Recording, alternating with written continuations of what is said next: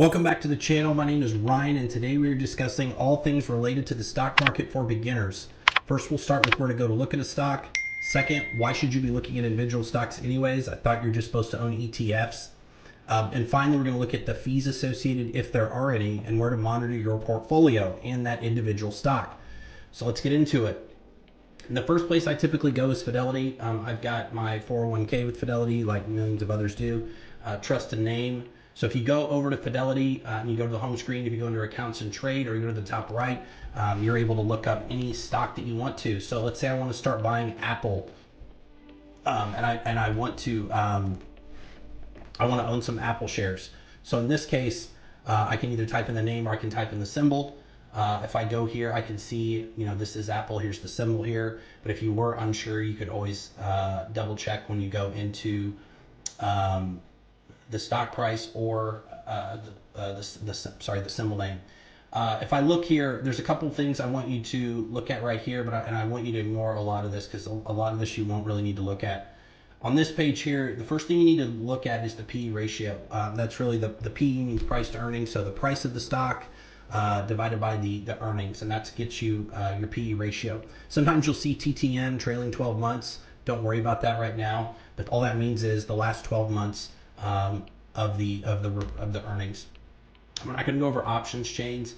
I'll do a separate video on that. The sector that it's in, if you didn't know, it's in information technology, and if you click that, you're actually going to get it's actually going to open up another tab, and it's going to show you all the other stocks that you could see inside of that sector, the IT sector, and you'll see it's a mega cap. It's actually the largest stock by market cap in the world. It's a mega cap. So far, P ratio looks good. They do have a current dividend. I do have a video on building a robust portfolio with dividend in the recession. I'm going to link that right here. But that goes through the dividend compounders, which I would not consider Apple one of those. If I go down here, you can actually see, where it's headquartered. You do know that this is Apple, etc. Don't focus on the short interest or any of the news quite yet. Those are not something I would focus on if you're a long-term holder. If I go over here, I can look at dividends. I can obviously see that the Apple dividend is fairly low compared to the market median. But again, I'm not buying Apple because it's a dividend compounder. I'm buying it because I see intrinsic value, and I'm a long-term holder in it. You can see there they do quarterly dividends. It's another big thing to pay attention to. You go over here to analysis and sentiment. This is where it starts to get juicy. So if you look at the valuation here, you can see if something's overvalued, and typically that'll have a high PE ratio if it is. You can look at the quality. So Apple's, the leader in its sector. Probably everything you have, or at least everyone at least has an Apple product, either one in their pocket, something in their ear, over their ear. They're watching it on TV. It's just hard not to find an Apple product, right? Technical events, if you want to look at that, you can.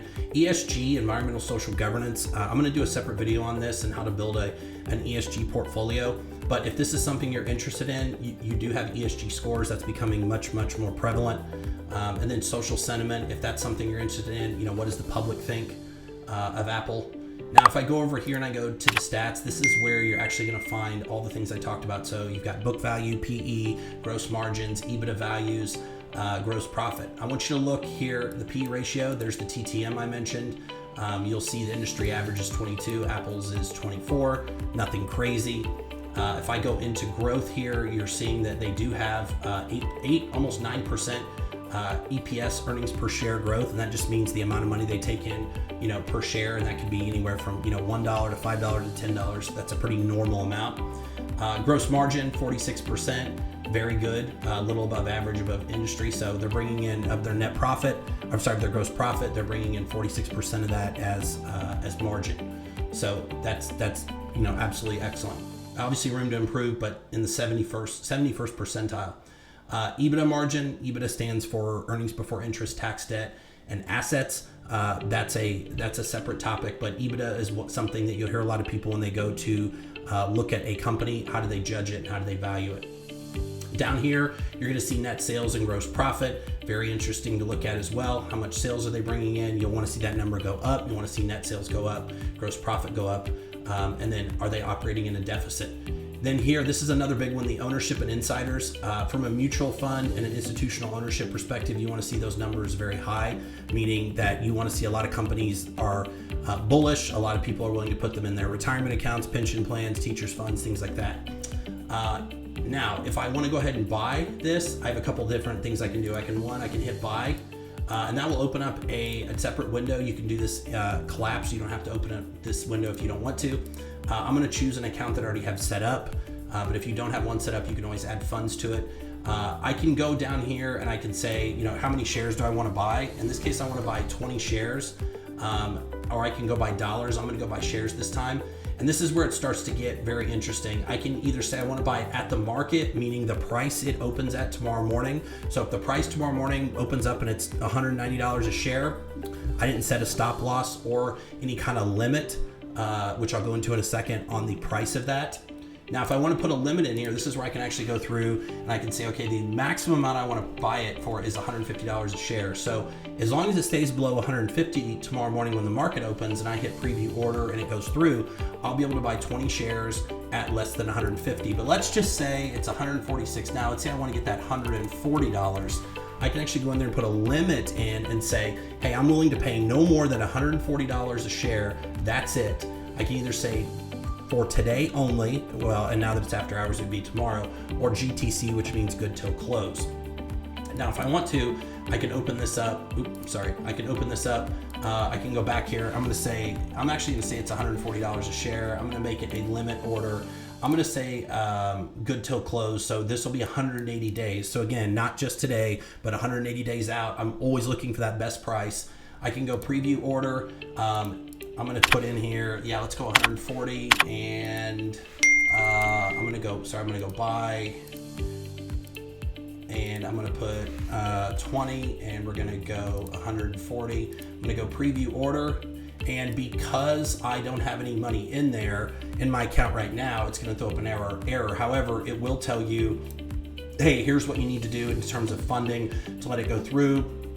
And that's it. That's essentially it. That's all you need to do. Now, one thing I will caution you is do not do market orders unless you're okay with a lot of volatility. So if you're okay with things changing, going up and down, because the markets do move pre-market and after hours, those are things you need to be aware of. Now, once you've purchased the stock, what do you do? What happens after that? Well, honestly, nothing if you don't want it to. But what I like to do is I like to take all the stocks that I own and move them over here into what is called Finbox. And I'll link this down below.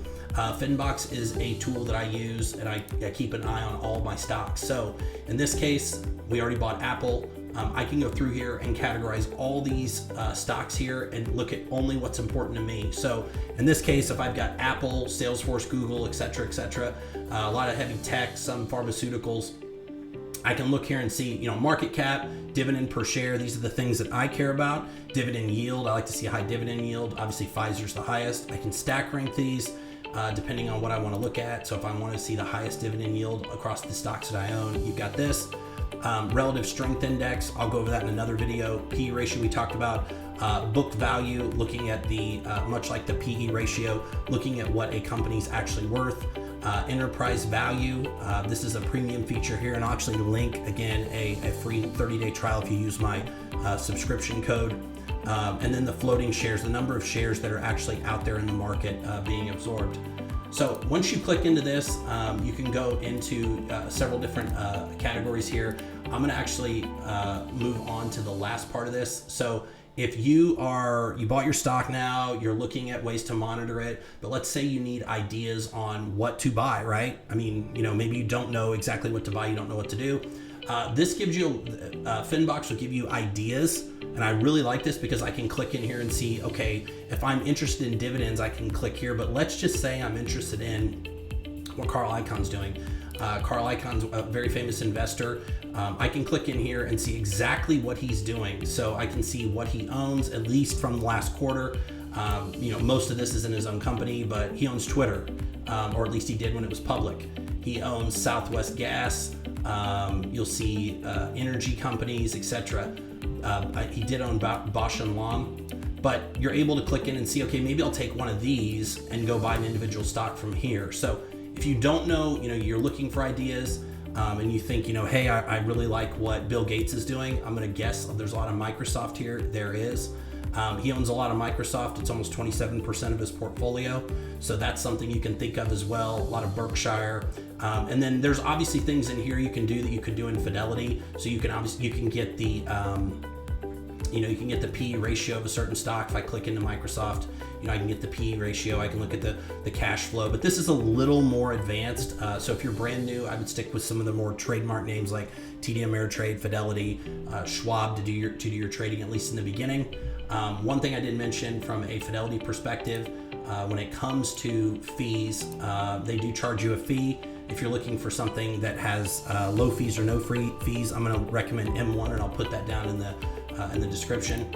And then finally, the last piece that I'm going to go over is TradingView. Now, if you want to get very deep into trading, and you want to look at something like the candle charts and the metrics and things like that, that's where TradingView can come in. I would recommend starting with Fidelity, then moving over into Finbox, and finally looking at a TradingView. But just to give you a quick glimpse here, TradingView gives you the ability to take a individual stock. So if I go up here, I've got Eli Lilly set. I can actually go through, look at the pops and the drops. I can go through here and do a stock screener. I can create different views here. This is just, you can get very, very deep, very quick, depending on what you want to do. In this case, you've got a dividend here, you've got earnings, whether they were up or down. So it really just depends on how deep you want to get. So for today, we've looked at individual stocks. We've looked at where to go for it. We've looked at the fees associated with it. I even showed you where to get some ideas if you're interested in just an individual stock or stocks. And finally, I've showed you how you can actually detail that, watch it, market it, make sure that it's responding how you want to. And obviously the inverse would be true. If you wanted to sell it, you could sell it on all the platforms that I showed you today. So that's it for today. And remember to design your financial future. Bye-bye.